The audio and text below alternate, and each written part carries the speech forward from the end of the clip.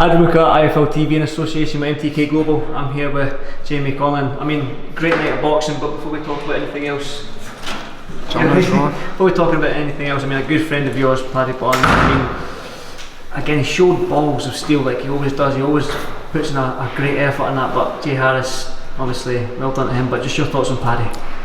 I was very proud of him, very proud of his performance. He left it all in the ring tonight, just body shots. He said before he was completely, even when he touched, it was sore. So I don't know what it is, susceptible to them, so I was susceptible to him myself, but but you could put a shot back in there. That's Danny Ball, we were talking about the lunch the other day, that you had a good left hook to the body yourself, didn't you? But he left it all there.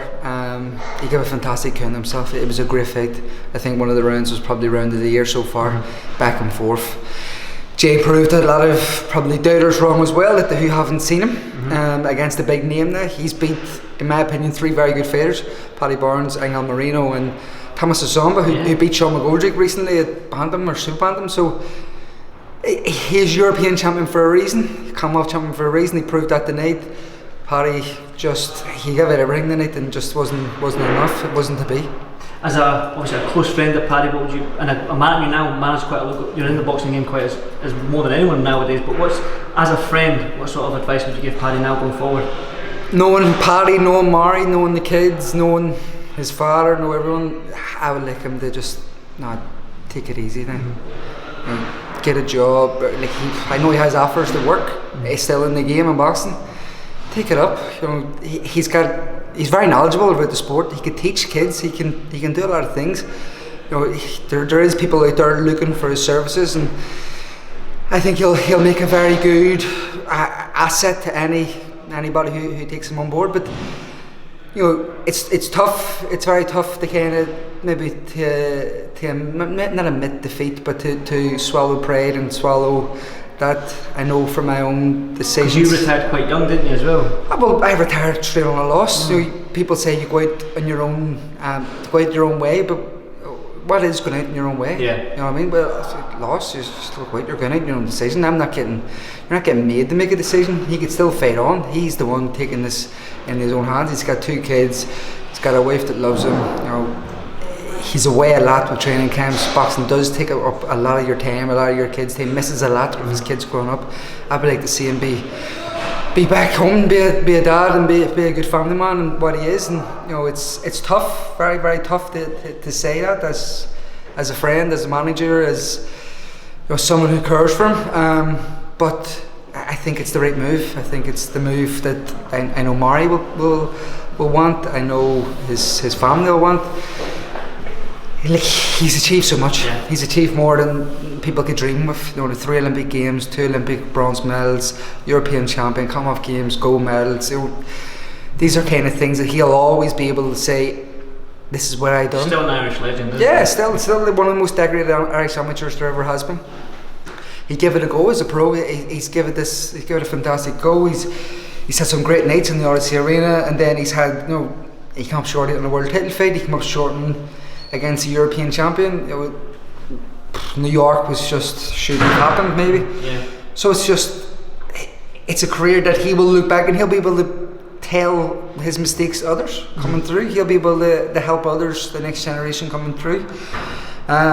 He's very knowledgeable within the Irish Amateur Boxing Association. He can bring a lot to the table when it comes to amateur boxing as well. So, you know, he's got a career after this. Not much people can really say that in boxing. He's still got his faculties out of it. Yeah, he's still smart, he's still witty, he's still a dickhead. Smart, I don't know about that. No, he's still a dickhead, yeah. Well, as I always say about Paddy Barnes, is your mate, you still go, he's a dick. Yeah. He does dick things on you, and you go, but he's Paddy. It's Paddy, yeah. So yeah, it's up to him now. He'll probably have a few days talking with Mari, talking with his father, talking with people around him, myself and stuff, and you know, it will be a decision made from him, soul-heartedly.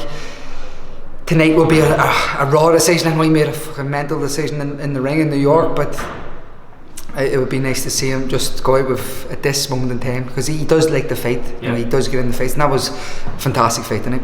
Definitely enjoyed, but just I know it's an emotional night, but just to go down the card, I mean, MTK have done it again, haven't they, in Belfast? I mean, I absolutely love coming to Belfast. Sean McComb, he basically said there, say some nice things about me, Jamie. Have you got anything nice to say about Sean McComb? No, don't. It was a great learning fight. Yeah. He was in there now, he fought Ronald Rito, and everyone raves about how much you're a tough journeyman, he gives you a test, but this wasn't a journeyman, and this was a fighter who has fought for IBO world title against Mohammed Mamoun, who's fighting in the golden contract, stuff like this, went the distance, tough man, tough Argentinian, came to win, and was able to absorb shots. McComb now will have to learn from these small minor mistakes that he made, come through it, got cut, got dropped. These are all wee learning curves that not necessarily you want the fighter to have, but you like the fighter to have, because when it comes to the crunch and you're in the big fight, you know, you're not caught off guard. You're not, you know, I've been cut before and you can't really see off one eye, it's a bit blurry, you've been hit with a battery shot and the guy's trying to come on you, give him momentum. So this is kind of a great learning curve for him tonight, a great step. Hopefully now we'll move on. It was the fight that we expected. We knew that it was going to be this kind of test for him, and he's came through it, and that's all that matters. Now we'll sit, we'll reassess, we'll look at everything now, probably go over with him in the next coming weeks, and that I was planning to hopefully try and get him out in November time, but now the cuts will put an end to that. So let him enjoy Christmas. I think he's going to go over and watch Mick in New York on December 14th, and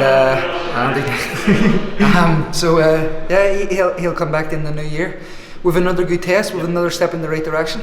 On down the card, I think 2 debutants. I mean, Mick's mentioned about the Pierce O'Leary saying a tweet, this kid's going to be in some cracking fights. I mean, Oscar Amador is a fighter I've seen up and down the UK. People don't fight him on his debut. Pierce is 19 years old and fought somebody like him on his debut, which just says something about the kid. Well, I didn't like the fight for a debut fight, really didn't. I seen him up close and personal against Tyrone McKenna, and he gave Tyrone tough fights. Like the fight before Tyrone fought your last guy from Dublin. So it's what was it?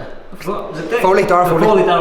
Yeah. So he gave Tyrone a tough night's work, and Pierce, instead of boxing him, stood and fought with him. Made mistakes, left his chin out the odd time, dropped his left hand, fought to the crowd, but showed real quality, real class. Able to stand in there, as Mick said, stand in the pocket and trade off, and what an atmosphere. Yeah.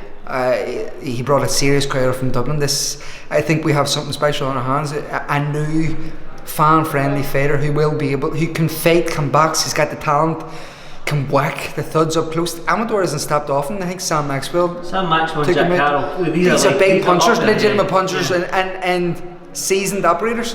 Debut opponent, going all guns blazing. That was jumping off from a chair over the old time when he got hit a left hook, but he took it well, showed chin, showed everything. So, and then Paddy Donovan, I thought he was a cert for an Olympic medal. Again, he proved tonight that he is talented. He's getting well schooled under Andy Lee. There's loads of potential behind him, and this is probably the start of something with Paddy Donovan. Out again in Glasgow on the Kaish Farouk looking forward to that, McGregor undercard, so we'll get to see him again in ESPN Plus. Good stuff. Obviously down the card as well, you've got MTK, got the fighters going. Good to see Conrad Cummings back as well. You've got Sean Duffy, Rory Dalton as well. What character he is. Coming out with the cigar and all, and the Mayorga cigar and the bootlegger, as he calls him, coming out with the Godfather stuff. I like stuff. the Belfast, New York accent he's got going on there. He's a New York citizen. You know, his father's from New York. Came over for the fight. His wife is from New York. She came over for the fight. So, it's good debut, good night out, good thing to build on. Tough Nicaraguan / Spanish guy. Made him work a wee bit, and especially in the last round. But he has been out of the ring for 3 years. Hasn't really had too much sparring either. So this is something he can learn. He can enjoy it. He's a character. He is a character. I thought Lewis Crocker's fight was very good. Just opening the bill, just a 6th rounder before he steps up in the bigger things. But Lee told me when he had said about Ohio Kane taking the fight, that this guy actually fancies the fight. Yeah. 1 loss on his record, but 2 draws against undefeated fighters, which usually means it's So tough nut to crack. Crocker hit him with some big shots, and usually when he hits people with them kind of shots, they go. But tonight he had to stick it for 6 rounds, and it was good for him. Good learning fight, good building fight, and that's what we're trying to do with these kind of guys. The likes of McComb, Cracker. We believe that these could be the next generation of guys who are headlining the Ulster Hall, headlining bigger venues, and pushing on for big things. So it's good to get them the experience. It's good to get them at various different stages on the card, different stages of their career, and getting on. So it was a good night of work. If in terms of the future, it's looking okay. I think this Ulster Hall's turned into a little hotbed of talent. I mean, the atmosphere's unreal. It doesn't matter who's fighting one of the Irish fighters, they're all just shouting, screaming, "Ole!" and that. Well, even the Welsh fighters. Yeah, even the Jay Welsh Harris brought. Jay Harris, 40 people, but you could hear them. They were very loud. Terry Flanagan brought a good crowd over. I think he's got relations in Ireland. His nana's from Belfast. Yeah, so he had a good crowd over as well. And it was all well received. They're a good boxing crowd. So even though Jay Harris won it, you heard the Irish were still applauding him at the end. You know, they respect a good fight. They respect a good fighter. They recognise a good fighter.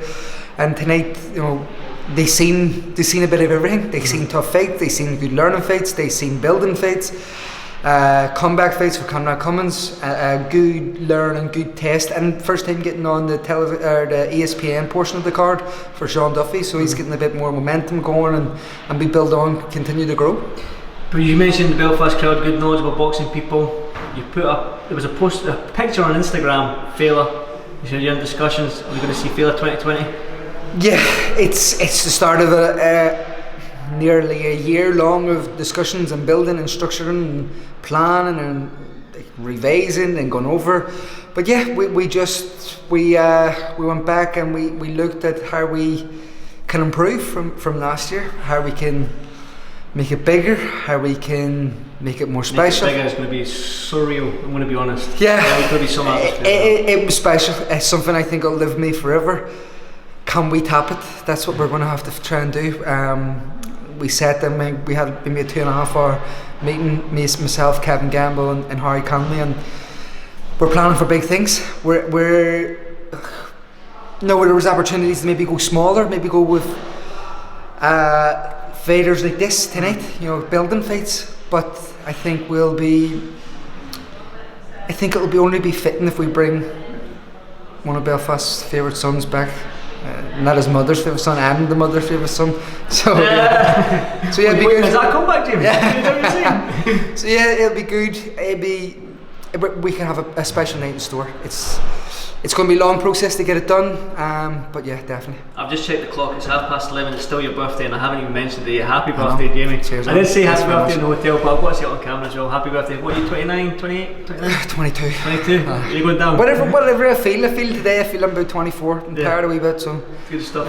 Tell me this, but who won the Instagram vote between you and Big Ian? After Ian threatened everybody, after Ian paid people off, Ian won by 1%. Oh. But you're going against me. I know that. I seen the vote. Jamie Conlan, Ian, Mick Conlan, Ian. Everyone went against me, but it's fine. It's fine. I'm just the guy with a camera. Ian has the height and the weight advantage on you. He's slow and he's a pudding. They call him Rocky for a reason. I could he gets knocked out. On that note, I'll end it there, Jamie. As always, pleasure for your hospitality in Belfast. Thanks again, buddy. Thank you.